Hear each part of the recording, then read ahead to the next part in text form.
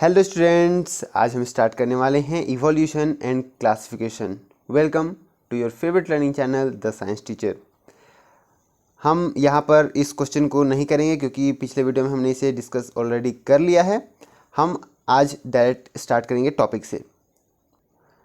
Line by line पढ़ते हैं। हमारा फर्स्ट पैराग्राफ कहता है, यहाँ से यहाँ तक के पैराग्राफ में कहता है कि बेस्ड ऑन दीज प्रिंसिपल्स, यानी कि जो प्रिंसिपल हमने पहले पढ़े हुए थे इवोल्यूशन के, यहाँ पर नए स्पीसीज फॉर्म होने के, तो उस प्रिंसिपल से बेस्ड हम यहाँ पर अपने आसपास में जितने तरीके के स्पीसीज देखते हैं उनका इवोल्यूशन का रिलेशनशिप को यहाँ पर हम रिलेट कर सकते हैं। जो प्रिंसिपल हमने पढ़ा, प्रिंसिपल हमने क्या पढ़ा कि जीन्स पर जो है यहाँ पर कॉपी होने पर जो भी एरर्स आ रहे हैं, डीएनए कॉपिंग पर जो भी जीन्स पर एरर आ रहे हैं, तो उसके वजह से नया इंडिविजुअल जो यहाँ फॉर्म कर रहा है, नेक्स्ट जनरेशन जो यहाँ पर फॉर्म कर रहा है, तो उस पर थोड़े से यहाँ पर डिफरेंट कैरेक्टर्स आ जाते हैं, डिफरेंट उसके अपने एक फीचर्स हो जाते हैं।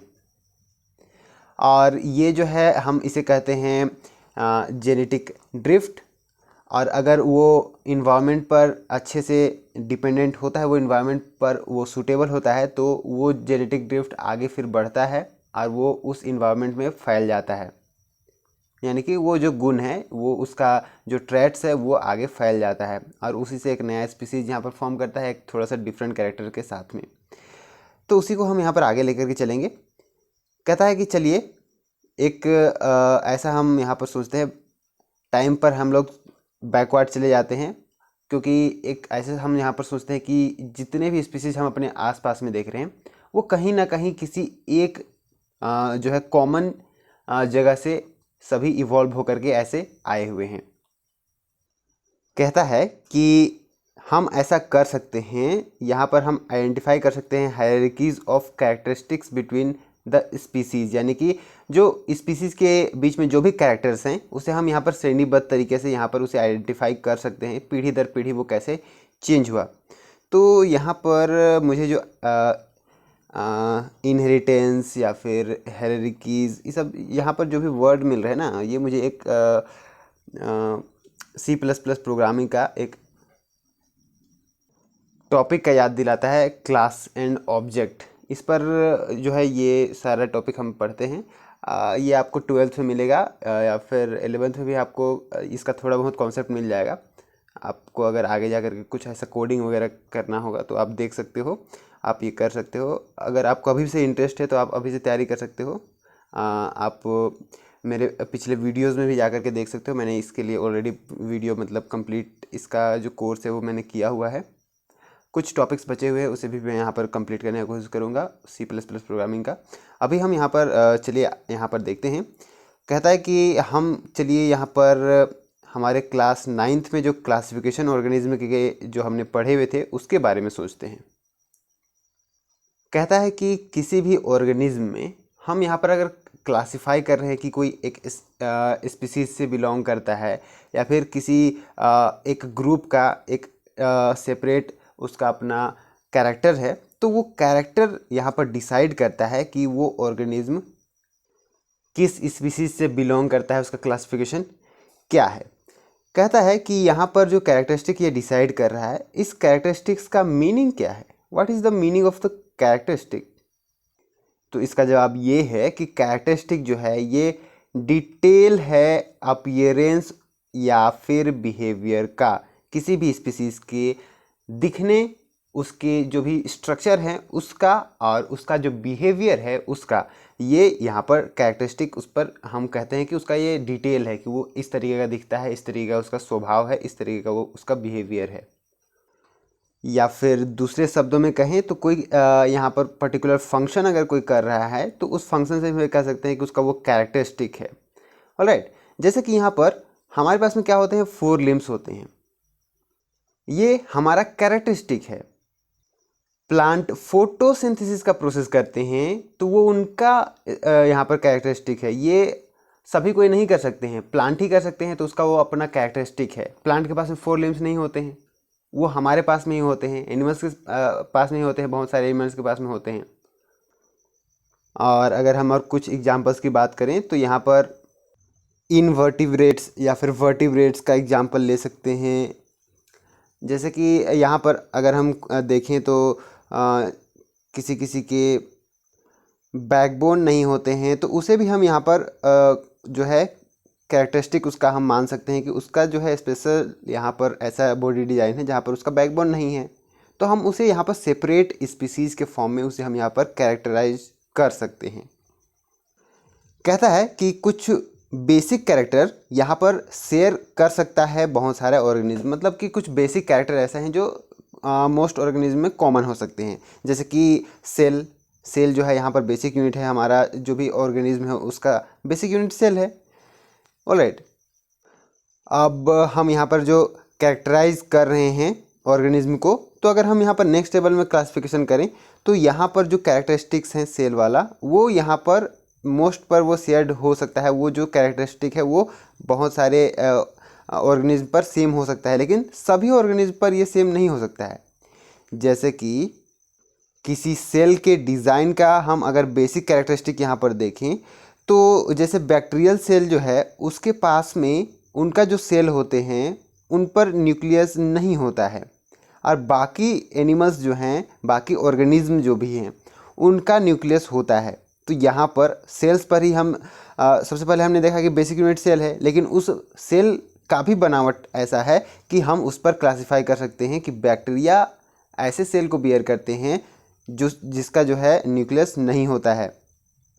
आपको अगर बैक्टीरिया का जो फिगर था वो याद है तो आप उसे याद करो, इमेजिन करो, अदरवाइज़ यहाँ आप देख सकते हो। इसका जो है स्ट्रक्चर में कहीं पर भी आपको न्यूक्लियस नहीं दिखेगा।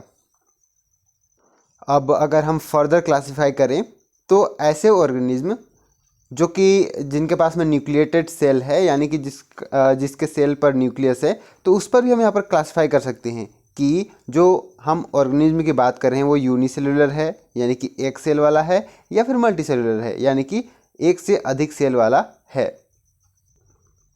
और ये सभी जो हम क्लासिफाई कर रहे हैं, ये जो मल्टीसेलुलर या फिर यूनिसेलुलर है, तो ये प्रॉपर्टीज़ जो हैं बॉडी डिज़ाइन पर बेसिक डिफरेंस डालता है। अगर यूनिसेलुलर है तो उसका बॉडी डिज़ाइन डिफरेंट होगा, मल्टीसेलुलर है तो उसका बॉडी डिज़ाइन डिफरेंट होगा, यहाँ पर बैक्टीरिया जो है उसका बॉडी डिज़ाइन डिफरेंट होता है। तो यहाँ पर ये बॉडी डिज़ाइन डिफरेंट होगा क्योंकि जो सेल्स हैं उनका या फिर टिश्यूज़ का यहाँ पर एक स्पेशलाइजेशन है, उनका एक जो है अपना कैरेक्टर है। फर्दर हम यहाँ पर क्लासिफाई कर सकते हैं। अगर मल्टीसेलुलर ऑर्गेनिज्म में हम फिर से क्लासिफाई करना चाहें, अभी देखिए जैसे कि हमने सेल पर देखा, ऐसे सेल को हमने यहाँ पर क्लासिफाई किया जहाँ पर एक में न्यूक्लियस है और एक में न्यूक्लियस नहीं है। ऑलराइट, उसके बाद में हमने देखा कि न्यूक्लियस वाला जो सेल है उस पर भी जो भी ऑर्गेनिज्म बने हुए हैं, कोई यूनिसेलुलर का बना हुआ है, कोई मल्टीसेलुलर का बना हुआ है। ऑलराइट, उसके बाद में हम यहाँ पर जो मल्टीसेलुलर वाला है उस पर भी यहाँ पर हम जो है इसे डिफ्रेंशिएट कर रहे हैं, इसे अलग क्लासिफाई कर रहे हैं कि फोटोसिंथेसिस का काम जो मल्टीसेलुलर है वो कर पा रहा है या फिर नहीं कर पा रहा है। तो जो फोटोसिंथेसिस का काम कर पा रहा है वो जो है एक डिफरेंट टाइप का स्ट्रक्चर, बॉडी डिज़ाइन, उसका जो अपना कैरेक्टर होगा वो डिफरेंट टाइप का होगा, कैरेक्टरिस्टिक्स जो होगा वो डिफरेंट टाइप का होगा। और वहीं जो फोटोसिंथेसिस का प्रोसेस नहीं कर सकता है उसका भी कैरेक्टरिस्टिक डिफरेंट होगा। साथ में यहाँ पर स्केलेटन जो है वो बॉडी के अंदर में है या फिर बॉडी के अराउंड है। जैसे कि इनवर्टिब्रेट्स में जो है उनका स्केलेटन जो है वो बॉडी के बाहर में होता है। और अगर हम बात करें वर्टिब्रेट्स, जैसे कि हम ह्यूमंस जो हैं, मेमल्स जो हो गए, रेप्टाइल्स हो गए, बर्ड्स हो गए, फिश हो गए, एम्फिबियंस जो भी हो गए, ये सभी यहाँ पर जो है स्केलेटन को अपने बॉडी के अंदर में बियर करते हैं।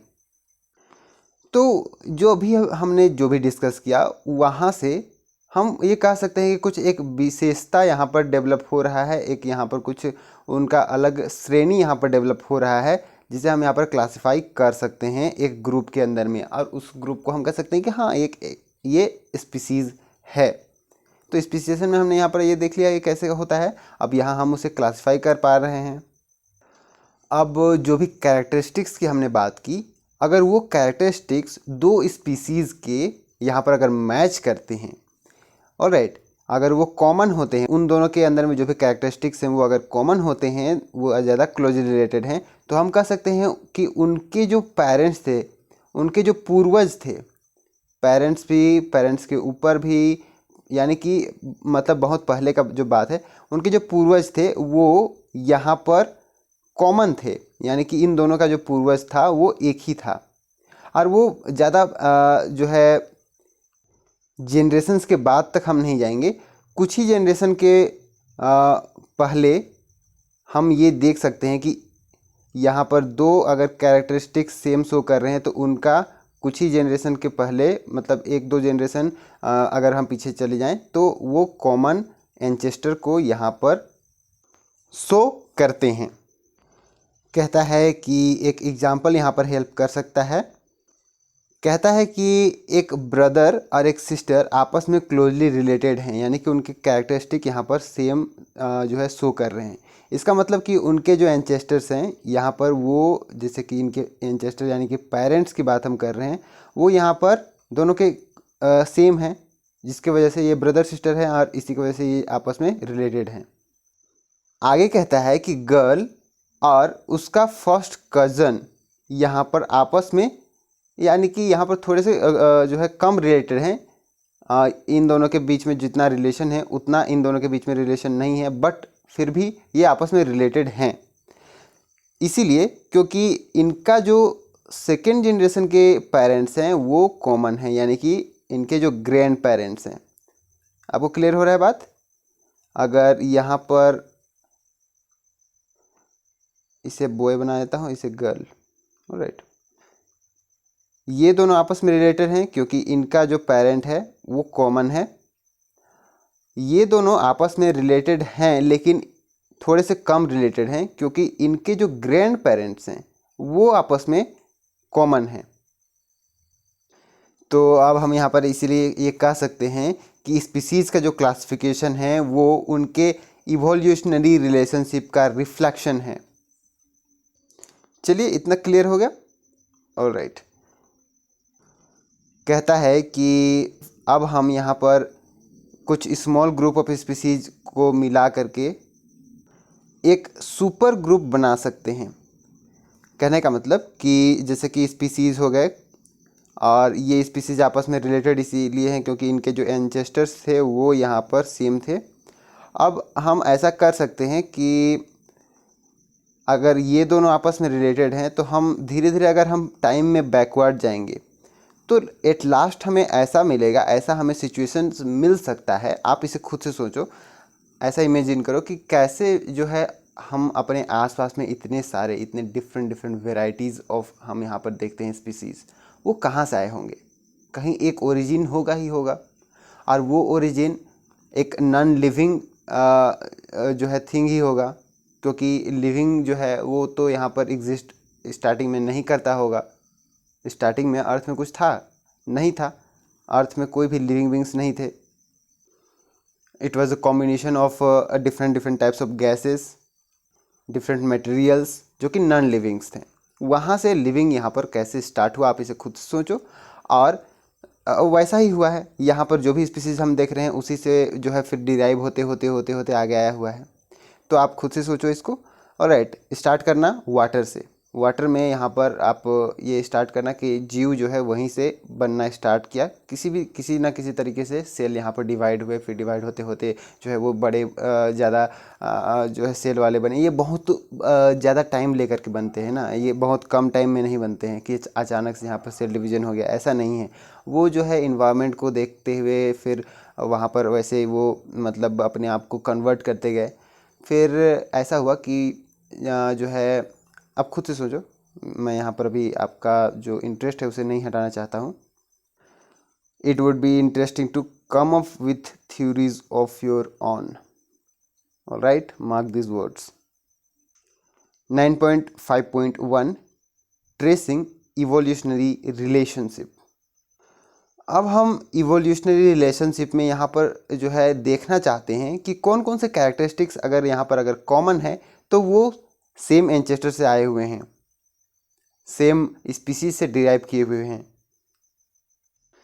यहाँ सेकेंड लाइन में वही कहता है कि कैरेक्टरिस्टिक जो है वो डिफरेंट ऑर्गेनिज्म का अगर सिमिलर यहाँ पर है तो वो इसीलिए है क्योंकि वो इनहेरिटेड किए हुए हैं कॉमन एंसेस्टर से। चलिए इसे बहुत अच्छे तरीके से यहाँ पर समझने के लिए एक एग्जांपल लेते हैं और ये देखते हैं कि क्या ये कैरेक्टरिस्टिक बस काफ़ी है कि किसी को हम ये बता सके कि वो कॉमन एंसेस्टर से बिलोंग करते हैं, वो दोनों जो है उनके एंसेस्टर्स कॉमन थे एंसेस्टर्स कॉमन थे एंसेस्टर कॉमन थे। ऑलराइट, तो जैसा कि यहाँ कहता है कि हम जानते हैं कि मेमल्स जो हैं उनके पास में 4 लिम्स होता है, साथ में बर्ड्स के पास में 4 लिम्स होता है, रेप्टाइल्स के पास में भी, एम्फीबियंस के पास में भी। अब अगर हम बेसिक स्ट्रक्चर देखें लिम्स का, आप लिम्स समझते हो ना, लिम्स या दिस वन। तो लिम्स का स्ट्रक्चर डिफरेंट एनिमल्स में, जैसे मेमल्स, बर्ड्स, रेप्टाइल्स या फिर एम्फीबियंस में, यहाँ पर इनका जो स्ट्रक्चर है वो यहाँ पर उनके जो भी नीड्स हैं, उनके जो भी फंक्शंस हैं, उनके आधार पर मॉडिफाई खुद से होते गया, वो अपना इवोल्यूशन करते गए और वो जो लिम्स हैं वो यहाँ पर अपने स्ट्रक्चर पर वो आ गए। ऑलराइट, तो यहाँ पर जो होमोलोगस कैरेक्टरिस्टिक्स है, जो भी हम कैरेक्टरिस्टिक्स की बात कर रहे हैं, अगर वो यहाँ पर मैच कर रहा है तो हम यहाँ पर आइडेंटिफाई कर सकते हैं कि उन दो मैमल्स के बीच में या फिर मैमल्स एंड बर्ड्स के बीच में जो है वो इवोल्यूशनरी रिलेशनशिप कैसा है। लेकिन कहता है कि सारे सिमिलैरिटीज़ कॉमन एंसेस्टर होने के वजह से यहाँ पर नहीं आ सकते हैं। जैसे सारे सिमिलरिटीज़ कहने का मतलब कि अगर कोई ऑर्गन, किसी भी ऑर्गन का यहाँ पर शेप अगर जो है वो डिफरेंट है, इसका मतलब ये नहीं कि नेसेसरली मीन नहीं है कि उनका जो एंसेस्टर था वो कॉमन था।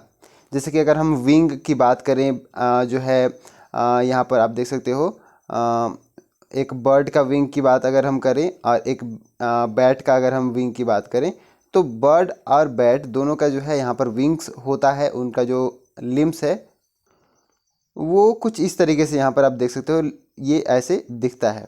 ऑलराइट, लेकिन स्क्वायरल का, लिजर्ड का, इन सभी का ऐसा विंग्स नहीं होता है।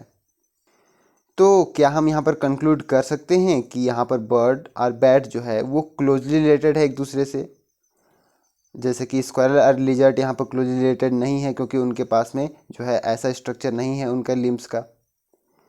तो अगर हम इस कंक्लूजन पर पहुँचे उससे पहले कुछ यहाँ पर अगर हम छानबीन कर लेते हैं इनके जो विंग्स है उनका जो स्ट्रक्चर है उसका। अगर हम बात करें बैट की, तो इनके जो विंग्स हैं यहाँ पर आप देख सकते हो कि स्किन फोल्ड होते हैं, ये स्ट्रेच्ड होते हैं। जैसे आप फिंगर्स यहाँ देख सकते हो, ये फिंगर के टाइप में, बैट वाला आप देखो कि फिंगर के टाइप में यहाँ पर ये है और उसके बीच में यहाँ पर जो है वो स्किन जो है यहाँ पर ये जो है ऐसे अटैच्ड होता है। ऑलराइट, सो कुछ इस तरीके से इसका जो स्ट्रक्चर यहाँ पर जो विंग आएगा वो ऐसे आएगा। लेकिन अगर यहीं हम बर्ड्स की बात करें तो बर्ड्स पर क्या होते हैं, फेदर्स होते हैं। बर्ड्स के फेदर्स ज़्यादा बड़े बड़े होते हैं और वो यहाँ पर विंग्स का काम करते हैं, मतलब उड़ने में उनको हेल्प करते हैं। और यहाँ पर इसको जो उड़ने में हेल्प कर रहा है वो है इसका स्किन, और उनका जो यहाँ पर बोन्स है उस पर यहाँ स्किन चढ़ा हुआ है, तो ये यहाँ हेल्प कर रहा है।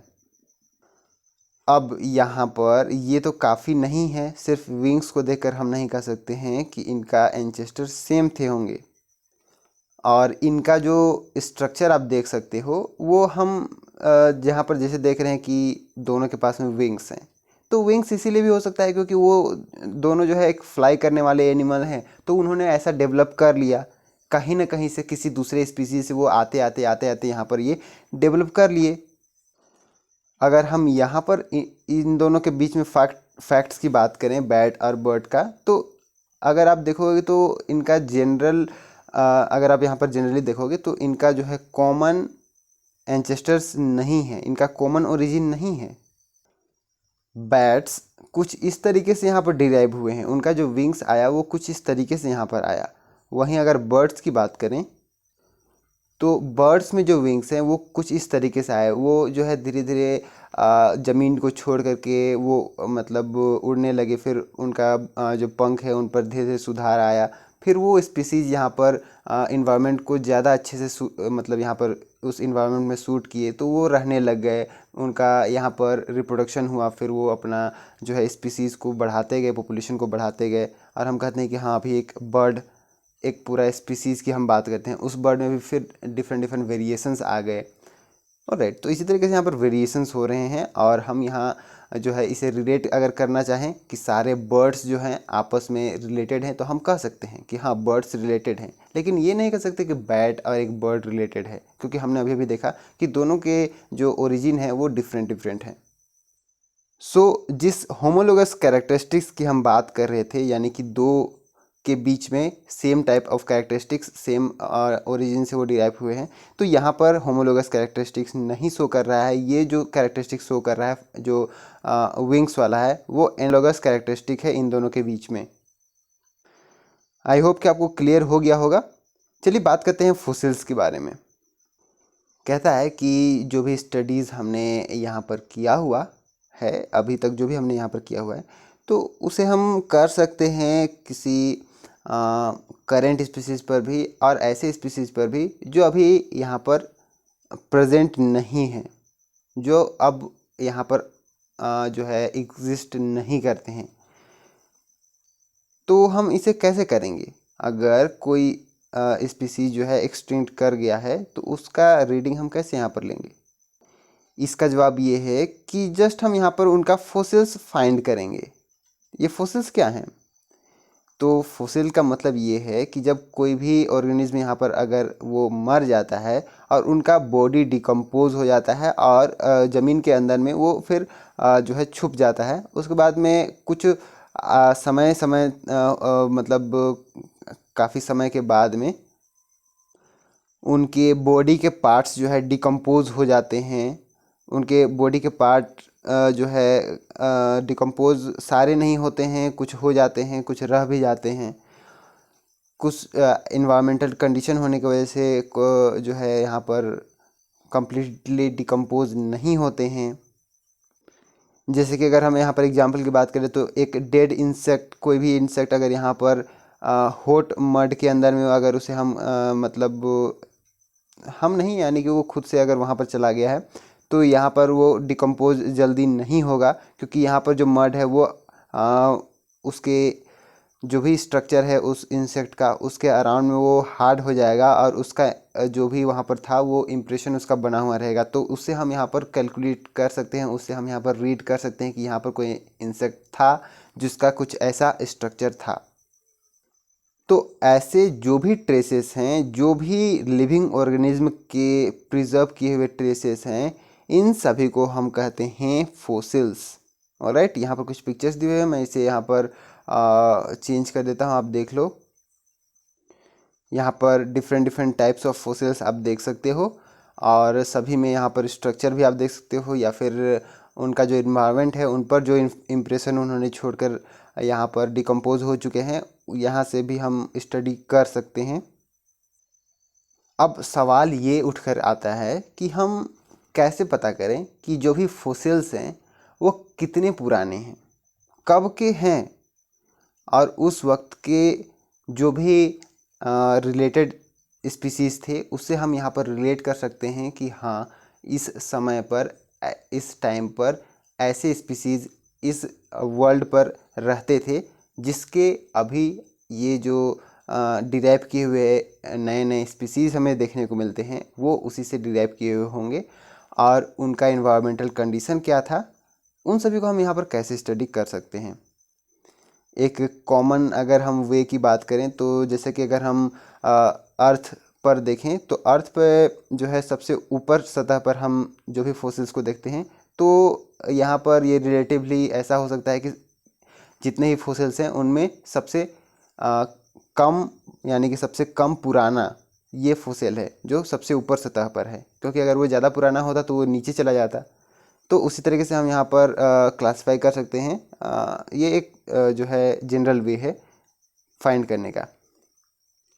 एक दूसरा वे है यहाँ पर जो फॉसिल्स है उसका जो एज है उनका जो डेटिंग है उसे यहाँ पर डिटेक्ट करने का। हम यहाँ यूज़ करते हैं कार्बन आइसोटोप्स का, या फिर कहीं कुछ और आइसोटोप्स का भी यूज किया जा सकता है यहाँ पर फॉसिल मटेरियल का जो एज है उसे डिटेक्ट करने में। कैसे किया जाता है? कार्बन 14 आइसोटोप यानी कि जिनके 6 प्रोटॉन और 8 न्यूट्रॉन्स हों, वो एब्जॉर्ब किए हुए होते हैं एक जो भी प्लांट्स हैं उनसे, और वो एनिमल्स पर ट्रांसफ़र किए जाते हैं किसी चैन से, यानी कि जो भी फूड चैन है उससे। उसके बाद में जो भी होता है, आप यहाँ पर देख सकते हो कि वो ऑर्गेनिज्म जब मर जाता है तो वो उस कार्बन को लेना बंद कर देता है। उसके बाद में हम देखते हैं कि वो कार्बन को यहाँ पर रेडिएट करता है, कार्बन 14 को, और उसका यहाँ पर डिके होना या फिर वहाँ से जो है उसका ख़त्म होना, उसका धीरे धीरे कम होना, उनका एक रेट है। और उस रेट से यहाँ हम फाइंड कर लेते हैं कि उस पर कितना कार्बन वहाँ से डिके हुआ है और कितना कार्बन बचा हुआ है। तो उससे हम वो कितना पुराना है उसे इजीली फाइंड कर लेते हैं। आगे आए, अगर हम यहाँ पर एनसीईआरटी के जो बुक है उस पर अगर हम यहाँ पर देखें तो ये फॉसिल्स हैं वो कैसे लेयर बाय लेयर आए वो यहाँ पर आप देख सकते हो। फर्स्ट में जो है जो भी आया सी के सतह पर आया और वहाँ पर वो सेटल डाउन हो गया। उसके बाद में सैंड से वो ढक गया। उसके बाद में कोई जो भी एनिमल्स आए वो यहाँ पर फिर से वहीं के ऊपर में मर गए। उसके बाद में उसके ऊपर में भी सैंड आ गया। फिर धीरे धीरे जो भी आए उस तरीके से ऐसा हुआ। तो सबसे नीचे का लेयर में जो है वो सबसे पुराना है, उसके ऊपर वाला उससे कम पुराना, उससे ऊपर वाला उससे कम पुराना। इस तरीके से यहाँ पर ये कर सकते हैं। अब चलिए देखते हैं इवोल्यूशन स्टेज बाय स्टेज। तो जैसे कि यहाँ आप देख सकते हो एक फ्लैट वर्म जो कि प्लेनेरिया है, इसका इमेज आप यहाँ से समझो। इसके आँखों पर ध्यान दो आप। आँख इसके शायद आपको यहाँ पर जो है विजिबल नहीं है। अगर आप एनसीईआरटी वाले फिगर को देखोगे तो उस पर आप देख सकते हो कि यहाँ पर जो प्लेनेरिया का जो आँख है वो काफ़ी छोटा है, काफ़ी छोटा। और ये देखने से लगता है कि बस एक यहाँ पर ऐसा जगह है जहाँ पर सिर्फ आई जो है वो है, वहाँ पर कोई उसका एक एक्स्ट्रा स्ट्रक्चर नहीं है आँख का। बस वो इतना है कि वो काम चला ले, आँख है वहाँ पर, वो काम चला रहा है तो वो काफ़ी है। इस तरीके का यहाँ पर इसका स्ट्रक्चर होता है। तो अगर हम इवोल्यूशन का बात करें तो जैसे कुछ कॉम्प्लिकेटेड ऑर्गन जैसे कि आँख हो गए, इन सभी को अगर हम यहाँ पर बात करें तो उनका जो काम है, अगर वो काम यहाँ पर आ रहे हैं, उन पर जो आँख का जो भी काम है वो अगर वो कर रहे हैं तो उस आँख का डेवलप करना यहाँ पर डीएनए में चेंज होने से वो डिराइव हो सकता है, डीएनए में चेंज होने से वो आ सकता है। लेकिन क्या है ये अचानक से कोई डीएनए में चेंज ऐसा हो सकता है क्या? नहीं, ये थोड़ा थोड़ा बिट बाय बिट यहाँ पर ओवर द जनरेशन ये चेंज आता है। लेकिन जो भी चेंजेस हो रहे हैं अगर ओवर द जनरेशन हो रहे हैं तो बीच में जो भी चेंजेस आए, एक जनरेशन पर वो ठीक है फुली डेवलप करके आई, लेकिन उसके बीच में जो भी जनरेशन आए उन पर वो आए कैसे होंगे, वहाँ पर वो कितने डेवलप किए हुए होंगे, वो कैसे यहाँ पर सेलेक्ट किया जा सकता है। जैसे कि अभी अभी हमने यहाँ पर प्लेनेरिया की बात की, तो यहाँ पर उसका जो आई होता है वो जिस तरीके का स्ट्रक्चर का होता है वो उस तरीके का यहाँ पर काम चलाओ आई रहेगा। वहीं अगर हम एक ऑक्टोपस की आइज़ की बात करें तो उस पर भी आप देख सकते हो कि यहाँ ये कम्प्लीटली जो है ये डेवलप करके एक मतलब आई का जो एक शेप होता है, एक स्ट्रक्चर होता है, उस तरीके का यहाँ पर नहीं है। काम चलाऊ है, काम चल रहा है, काफ़ी है। अब यहाँ हम ये कह सकते हैं कि क्योंकि इनके आइज़ जो हैं वो सेपरेट जो है दिखते हैं, वो एक जैसे नहीं दिखते हैं, तो हम कह सकते हैं इनका जो ओरिजिन था वो सेपरेट था, वो यहाँ पर डिफरेंट ओरिजिन वो बियर करते हैं।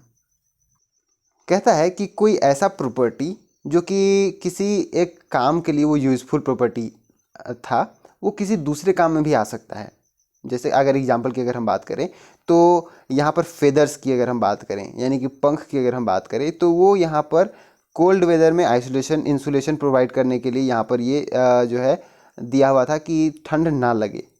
लेकिन ओवर द टाइम यहाँ पर जो है वो उड़ने के लिए बर्ड्स यूज करने लगे, तो यहाँ पर जो यूज़फुल उस फेदर का जो भी यूज़ था वो यूज़ यहाँ पर बढ़ गया।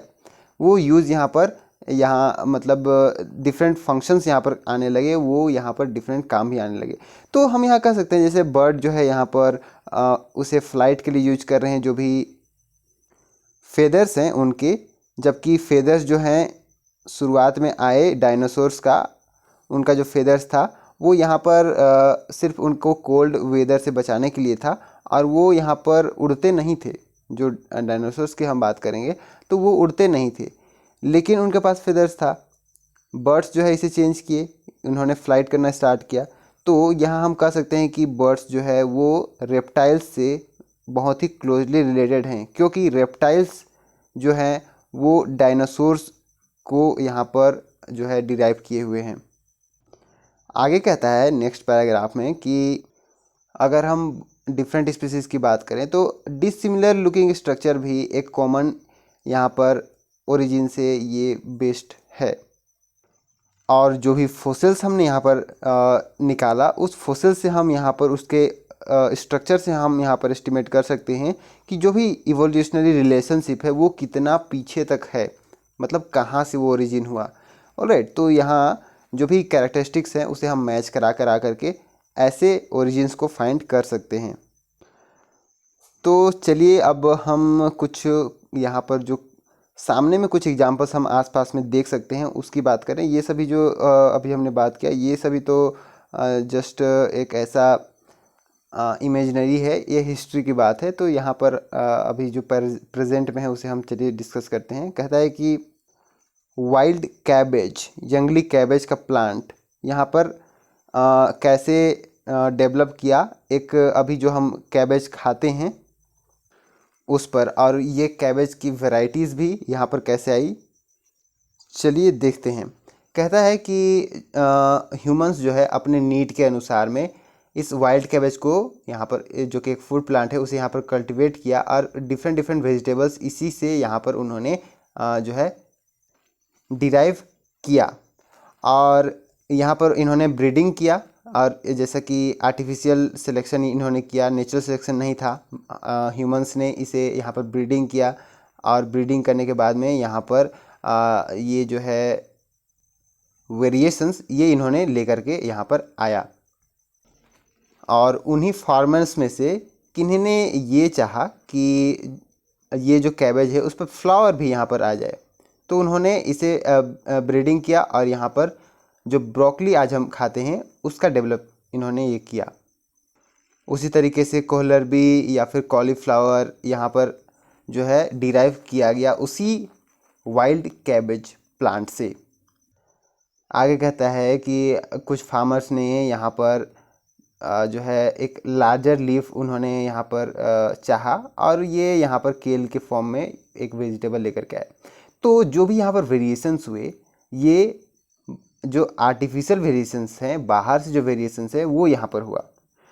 तो अगर खुद से ये होता, तो अगर हमने यहाँ इसे ये नहीं किया होता, तो क्या ये इसी तरीके से ये ओरिजिन होते? क्या इसी तरीके से हमें कॉलीफ्लावर या फिर ब्रोकली या फिर यहाँ हमें जो भी केल, कोहलरबी, ये सभी जो हमें मिला, ये क्या मिलता?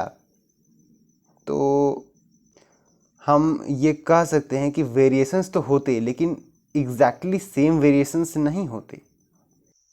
यहाँ आप देख सकते हो कि जो वाइल्ड कैबेज है वो किस तरीके से यहाँ पर इवोल्यूशन उसका हुआ, डिफरेंट जो है कैबेज के फॉर्मेशन में वो आया।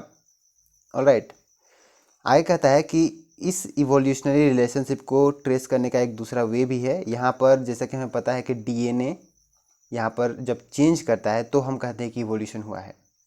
तो अगर दो स्पीसीज़ का अगर हम डीएनए को मैच कराएं, अगर काफ़ी हद तक काफ़ी परसेंटेज ऑफ डीएनए उनका मैच करता है, इसका मतलब ये हो सकता है कि उनका जो ओरिजिन था वो कॉमन हो सकता है। ऑलराइट, तो इस तरीके से हम यहाँ पर डिटेक्ट कर सकते हैं। ऑलराइट, आई होप कि आपको आज का जो भी टॉपिक था वो आपको क्लियर हो गया होगा। काफ़ी इंट्यूशन आपको लगा होगा इन कॉन्सेप्ट को समझते हुए, क्योंकि ये सभी जो है ऑब्वियस से कॉन्सेप्ट हैं। आपको जो है ये पता है कि ऐसे हुआ है, ऐसे आपने पहले भी कभी पढ़ा होगा, आपने पहले भी कभी इवोल्यूशन के बारे में पढ़ा होगा, आपने कभी बचपन से ही आप ये सोचते आ रहे होंगे, आपने ये डिस्कस किसी न किसी से पहले किया भी होगा। तो ये किसी नए बहुत ही एडवांस टॉपिक की कोई यहाँ पर बात नहीं है। इवोल्यूशन और क्लासिफिकेशन जो है ये हम आए दिन देखते रहते हैं, तो मुझे उम्मीद है कि आपको अच्छे से समझ में आ गया होगा। ऑलराइट, सो क्वेश्चंस प्रिपेयर कीजिए आप इससे। ऑलराइट, और हम नेक्स्ट डे स्टार्ट करने वाले हैं यहाँ पर ह्यूमन इवोल्यूशन।